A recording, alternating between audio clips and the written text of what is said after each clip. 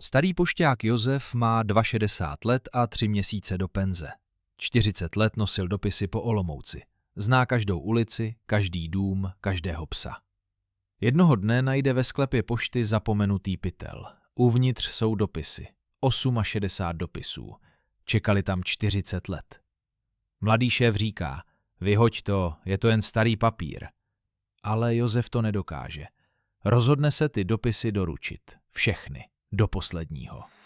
Každý dopis skrývá příběh. Matka, která napsala dceři den před svatbou, že ji miluje víc než cokoliv na světě. Ale dopis nedošel a dcera si 40 let myslela, že ji matka nemá ráda. Přítel, který odpustil, ale jeho slova nikdy nedorazila. Bratr, který čekal celý život na znamení, že je mu odpuštěno. Manžel, který nikdy neuměl říct své ženě, že ji miluje.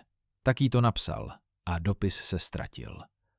A pak Josef najde jeden zvláštní dopis, napsaný dětskou rukou. Adresa Bohu, Praha 1. Uvnitř jediná věta.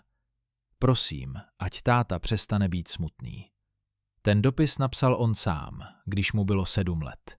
A jeho táta přece přestal být smutný, i když dopis nikdy nedošel. Některá slova čekají celý život, ale nikdy není pozdě je slyšet. A teď mě prosím poslechni, tohle byla jen ukázka. Celý příběh trvá 2 hodiny, 2 hodiny klidu. 2 hodiny, kdy můžeš zavřít oči a nechat se unášet. Na mém kanálu najdeš dlouhé pohádky pro dospělé, na usnutí, na uklidnění, na chvíle, kdy potřebuješ zpomalit. Jestli tě tento příběh zasáhl, prosím, udělej jednu věc. Stiskni odběr, zapni zvoneček a vrať se, až budeš potřebovat chvíli ticha. Čekám na tebe. Každou noc.